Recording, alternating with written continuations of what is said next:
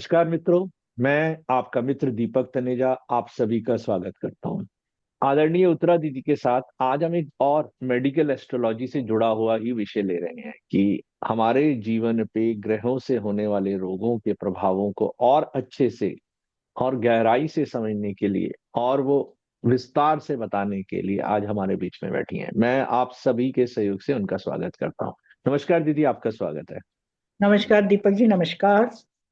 आज हम इस विषय के साथ साथ कि हम लोग सामान्य रूप से व्यक्ति के जो रोग होते हैं उनके लिए ग्रह किस प्रकार जिम्मेदार होते हैं या हमें किस प्रकार हमारे स्वास्थ्य को प्रभावित करते हैं ग्रह जो है, उसके बारे में थोड़ी सी जानकारी देना चाहते हैं हमारे श्रोताओं को। तो जहां तक मेडिकल एस्ट्रोलॉजी या ज्योतिष आयुर्विज्ञान का सवाल है, विभिन्न ग्रह जो हैं एक तो हमारे शरीर के विभिन्न अंगों का प्रतिनिधित्व करते हैं। सबसे पहले जैसे सूर्य हमारे नेत्रों का करता है, हमारे मस्तिष्क का करता है, मन का करता है, इन सब का कारक बनता है सामान्य। चंद्रमा हमारे नेत्रों का है तो हमारे मन का है।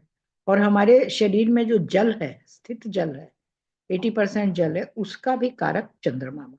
मंगल जो है हमारे शरीर में जो रक्त है, जो हमारे उत्तेजना रहती है हमारे शरीर में, ऊर्जा, एनर्जी जिसको हम बोलते हैं, उसका कारक है। बुध हमारी वाणी का कारक है, हमारी वाक पटुता का कारक है, हमारे कानों का कारक है।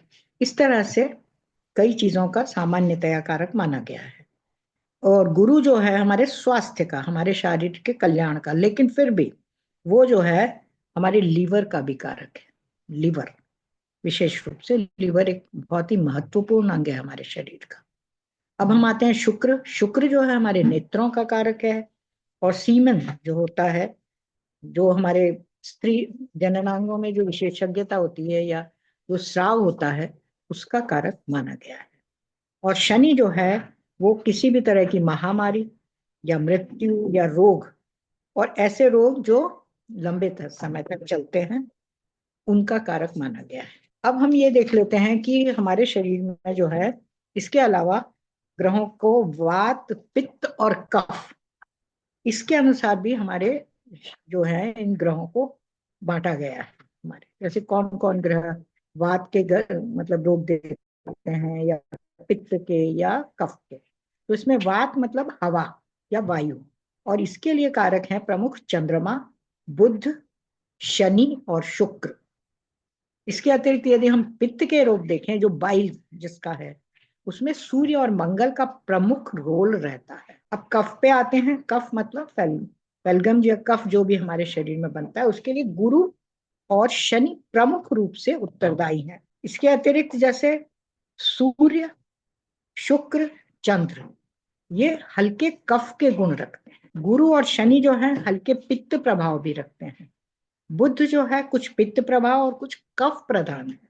ये भी हम इनके बारे में जानकारी प्राप्त कर सकते हैं। इसके अतिरिक्त एक और कैटेगरी है जिसमें हम ग्रहों को बांटते हैं कि हमारे कुछ ग्रह जो हैं शुभ और लाभदायक है माने गए हैं स्वाभाविक रूप से। जैसे अस्ताचलगामी सूर्य, गुरु, शुक्र और शुक्ल पक्ष का चंद्रमा, और शुभ बुध जो कि पापग्रस्त ना हो। इसके अतिरिक्त जो अशुभ ग्रह माने गए हैं या हानिकारक ग्रह जो माने गए हैं, वो है मंगल, शनि, हर्षल, नेपच्यून, कृष्ण पक्ष का चंद्रमा और पापग्रस्त बुध और राहु केतु। सामान्यतः ये अशुभ या पाप ग्रह माने गए हैं कि मतलब ये थोड़ा कष्टदायी ग्रह माने गए हैं। अब हम इनको क्योंकि हम लोग देखते ही हैं, तो इसमें शनि जो है ना, मेन रूप से उन सभी रोगों का कारक माना गया है जो लंबे समय तक चलते हैं, ठीक ही नहीं होते हैं, चलते रहते हैं चलते रहते हैं। और इसीलिए शनि को कायदे से सबसे खराब पाप ग्रह माना गया है, सबसे खराब। इसी प्रकार जो राहु केतु हैं वो भी कठिनाइयों के कारक है, और हमें कठिनाइयां यदि वो अकारक हैं कुंडली में, हम इस पे अभी आगे आएंगे, तो वो हमें कठिनाइयां प्रदान करते हैं स्वास्थ्य संबंधी। और इसके अतिरिक्त जैसे गुरु है, अब मान लीजिए हम गुरु को देखें तो वो दैवीय और शुभ तथा लाभदायक ग्रह माना गया है। और यह ग्रह सभी रोगों को अत्यंत तेजी से मतलब छुटकारा, उनसे छुटकारा दिलवाने में मदद करता है और हमको स्वस्थ करने में मदद करता है गुरु। अब आते हैं हम कि कोई भी ग्रह, चाहे वो शुभ हो या और लाभदायक हो, अथवा अशुभ हो या हानिकारक हो, उसे जो भी कार्य कुंडली में दिया जाता है या प्रश्न कुंडली में जो भी ड्यूटी उसको दी गई है, वो अधिक महत्वपूर्ण है। उसे ध्यान से देखना अत्यंत आवश्यक है। यदि कोई ग्रह 6, 8 और 12 भावों से जुड़ा हो, तो अशुभ अशुभ प्रभाव जो है अवश्य ही हम महसूस करते हैं। और यदि इन भावों से जुड़ा ग्रह स्वाभाविक रूप से पाप ग्रह या अशुभ ग्रह होता है या हानिकारक होता है, तो परिणाम और गंभीर प्राप्त और कभी कभी मृत्यु या मृत्यु सम कष्ट प्राप्त होता है। अब हम आते हैं कि भाई सूर्य हमारी जो जीवन दायिनी है, शक्तियां हैं, उनमें कौन कौन से ग्रह प्रमुख रोल निभाते हैं। इसमें सबसे पहले आता है सूर्य। सूर्य हमारे शरीर और आत्मा दोनों का प्रतिनिधि है। सूर्य जो है, उसके बिना पूरी सृष्टि जो है वो अंधकारमय है, कोई उसका कोई महत्व नहीं है। वही हमें रोशनी प्रदान करता है, इसीलिए इसको प्रकाशमान ग्रह भी कहते हैं। इसी से हमें वर्षा का जल मिलता है। सूर्य के बिना बारिश नहीं होगी, जीवन और मनुष्य का जो अस्तित्व है वो ही समाप्त हो सकता है। तो सृष्टि की रचना के लिए अथवा उसके निर्माण के लिए सूर्य का अच्छा होना, स्वास्थ्य इत्यादि के लिए सूर्य बहुत ही महत्वपूर्ण माना गया है। अब आता है चंद्रमा। चंद्रमा जो है हमारे मन का कारक माना गया है। इसका तात्पर्य यही है कि चंद्रमा मन, हृदय का कारक है। जब भी मन व्यथित होता है और वो हमारे शरीर पर प्रभाव डालता है, जब भी हम दुखी होते हैं तो हमारे शरीर पर उसके बुरे परिणाम पड़ते हैं, मानसिक रूप से परेशानी। यदि जब भी हम अधिक सोचते हैं तो हम तनाव में रहते हैं, उसके भी हमारे शारीरिक दुष्परिणाम हमें मिलते ही हैं, बीपी बढ़ना, कुछ भी शुगर बढ़ना, ये सब। और इसका हमारे शरीर पर बुरा प्रभाव पड़ता ही है। गुरु जो है वो हमारी सोच विचार करने की शक्ति से जुड़ा हुआ है, और ये शरीर के कल्याण या भलाई या उसकी सुरक्षा के लिए साथ भी जुड़ा हुआ है। तो हम इन बातों के आधार पर ये कह सकते हैं कि बलवान तथा पाप ग्रहों की दृष्टि से रहित, पाप ग्रहों की दृष्टि ना हो, सूर्य, चंद्रमा किसी भी कुंडली में स्वास्थ्य के लिए जमा पूंजी। हम जब भी स्वास्थ्य देते हैं किसी की कुंडली में, सबसे पहले हमें सूर्य और चंद्रमा को ही देख लेना चाहिए कि उनकी क्या स्थिति है, वो किन किन भावों के स्वामी हैं और किन किन भावों के कारक हैं, और वो कहाँ स्थित हैं और किन नक्षत्रों में हैं या किन ग्रहों के साथ दृष्टि संबंध बना रहे हैं, युति बना रहे हैं। इन सब चीजों को सबसे पहले देखना है, सूर्य और चंद्रमा। इसके अतिरिक्त एक अच्छा सूर्य, मतलब कारक सूर्य जो रहता है, जो शरीर के लिए, हमारे कुंडली के लिए लाभदायक है, और चंद्रमा और गुरु का योग, इसमें गुरु को मिलाना और आवश्यक है, क्योंकि हमने गुरु के लिए कहा कि गुरु जो है हमारे शरीर का कल्याण करने वाला है।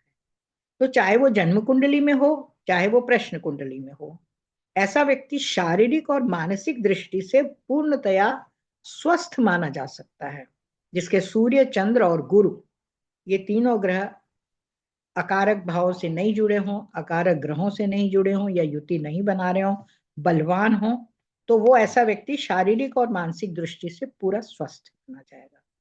उसकी सोच भी स्वस्थ रहेगी, है ना। और जिसकी कुंडली में ये तीनों ग्रह बलवान हैं, सुस्थापित हैं, शुभ फलदायक हैं, तो समझो कि वह व्यक्ति महान है या बहुत ही अच्छी, उसको ईश्वर की नियमित मिली हुई है। अतः सूर्य, चंद्रमा या गुरु को तथा उनके भावों को कोई अकारक या अशुभ ग्रह जो छठे, 8वें और 12वें भाव से जुड़ा हो, पापग्रस्त करता है, या फिर छठे, 8वें और 12वें भाव का उपस्वामी इनको पापग्रस्त करे या इनको देखे, सूर्य, चंद्र और गुरु को दृष्टि संबंध बनाए, साथ में हो या गोचर में आए, तो वह शरीर के उस भाव के रोग प्रदान करता है जिसका वह स्वामी है, या उस ग्रह से जुड़े हुए रोग देता है। तो मतलब ये ऐसा नहीं है कि ये ग्रह जो हैं हमारे लिए स्वास्थ्य के लिए बहुत अच्छे माने गए, लेकिन कभी कभी ऐसा भी होता है कि ये ग्रह अकारक भावों के स्वामी होते हैं। तो अपनी स्थिति के अनुसार, ये किस राशि में है उसके अनुसार हमें रोग प्रदान करते हैं। ये हम पिछले हमारे जो अंक निकले हैं, सूर्य किस प्रकार के रख देता है, गुरु, ये हम जानकारी ले चुके हैं पहले। अभी हम इसको बहुत ज्यादा रिवाइज नहीं करना चाहते। इसमें एक हम यही कहना चाहते हैं कि जैसे शनि है, राहु है या केतु है, मेष में होता है, तो रोग जो है हमारे सिर से जुड़ा रहता है या मस्तिष्क से जुड़ा रहता है। अब यदि लग्न भी पापग्रस्त हो जाए साथ में, एक तो मेष राशि जो है नंबर वन राशि है, सिर की स्वामिनी है। अब यदि लग्न जो है, व्यक्ति का लग्न विशेष भी पापग्रस्त हो जाए, तो फिर वो रोग और तकलीफ और ज्यादा बढ़ जाती है। अब यदि सूर्य चंद्र या सिर का कारक ग्रह भी पापग्रस्त हो तो परिणाम और भी खराब हो जाते हैं, ऐसा माना गया है। और शास्त्र से संबंधी जो उपरोक्त जानकारियां हैं, इसके आधार पर हम एक और परामर्श देना चाहते हैं सभी लोगों को, या जो भी हमारे ज्योतिष बंधु हैं उनको, कि रोगी को उत्साहवर्धक बातें ही बतानी चाहिए, हतोत्साहित करने वाली बातें नहीं बतानी चाहिए, ताकि वो चिंता, हताशा और निराशा, इसके अतिरिक्त तनाव से दूर रह सके। जो स्वयं रोगी है उसको नहीं बताना चाहिए। अभी मैं उदाहरण देना चाहती हूँ, पिछले दिनों ही एक महिला का मेरे पास बहुत फोन आ रहा था, बार बार उसके दिमाग में किसी ने भर दिया था कि तुमको कैंसर हो जाएगा। बस वो बार बार मेरे से यही पूछना चाह रही थी कि मुझे ये बीमारी तो नहीं होगी। हालांकि उसके कुंडली में ऐसा दिखाई नहीं दे रहा था, लेकिन फिर भी कुछ ऐसी इस परिस्थितियां भी बन रही थी कि जैसे मंगल है पाप ग्रह की दशा में, उसको कुछ स्वास्थ्य से विषयक अच्छे परिणाम नहीं मिल रहे थे। उसी की वो चिंता कर रही थी। उसको बड़ी मुश्किल से समझा बुझाकर हमने शांत किया कि भाई तुम चिंता मत करो, तुम्हारा समय अच्छा है। और कुंडली में छठा, आठवां और 12वां भाव सबकी कुंडली में होता है, तो हमें कुछ ना कुछ रोग, कुछ ना कुछ परेशानियां, कुछ ना कुछ मानसिक परेशानियां झेलनी ही पड़ती हैं। हमेशा हम ऐसा नहीं कह सकते कि भाई हम स्वस्थ हैं या प्रसन्न हैं, सब कुछ बढ़िया है। तो हमें ऐसे समय में नसों और मन पर बुरा प्रभाव डालने का प्रयास नहीं करना चाहिए। स्वास्थ्य भी फिर उसके हिसाब से ठीक ठाक रहेगा यदि हमारे नसों नाड़ियों पर और मन पर बुरा प्रभाव नहीं पड़ेगा। व्यक्ति को उत्साहवर्धक बातें यदि हम बताएंगे तो नहीं पड़ेगा, तो स्वास्थ्य पर दुष्परिणाम भी कम हो जाएगा। और रोगी को एक चीज और है कि कभी भी आने वाली कठिनाई के बारे में नहीं बताना चाहिए। किसी खतरे के बारे में या मृत्यु के बारे में तो बिल्कुल नहीं बताना चाहिए। ये ज्योतिष में वर्जित है। कई पंडित या बहुत सारे विद्वान गण इस तरह का बताते हैं, तो व्यक्ति को जो जो प्रश्न करता है उसको बहुत कठिनाइयों का, मानसिक परेशानियों का सामना करना पड़ता है। आधा तो वो वैसे ही खत्म हो गया। तो इसलिए हम ये ज्योतिष बंधुओं की जानकारी के लिए दे रहे हैं, लेकिन वो उनको परेशान ना करें। उनके जो जिज्ञासु लोग हैं तो उसके लिए बहुत अच्छा रहेगा, उनके लिए पॉजिटिव बातें करें। और जैसे शुगर कोटेड कैप्सूल होती है ना, उस हिसाब से व्यक्ति को थोड़ा सा बता देना चाहिए, भाई तुमको इस तरह का डर है और तुम इसकी चिंता मत करो, लेकिन थोड़ा सावधान रहो। ये तो रोगों का हो गया, लेकिन जैसे हम वाहन दुर्घटना के भी योग भी होते हैं कई कुंडलियों में, तो उनको भी हम इसी तरह से बताएं कि सावधानी रखो वाहन चलाते समय। और ऐसा नहीं कहेंगे कि हम तुम्हारे बिल्कुल तुम दुर्घटनाग्रस्त ही हो जाओगे, उसको शुगर कोटेड कैप्सूल की तरह समझा देना चाहिए कि ध्यान से चलाओ, धीरे धीरे चलाओ गाड़ी। और कुछ उपाय भी हम लोग बता देते हैं। तो इसी तरह से इनको भी चंद्रमा, सूर्य और गुरु, यदि गुरु भी कारक है कुंडली में, तो इनको मजबूत करने के उपाय हमें बता देने चाहिए, ताकि वो मानसिक रूप से, शारीरिक रूप से स्वस्थ रहे।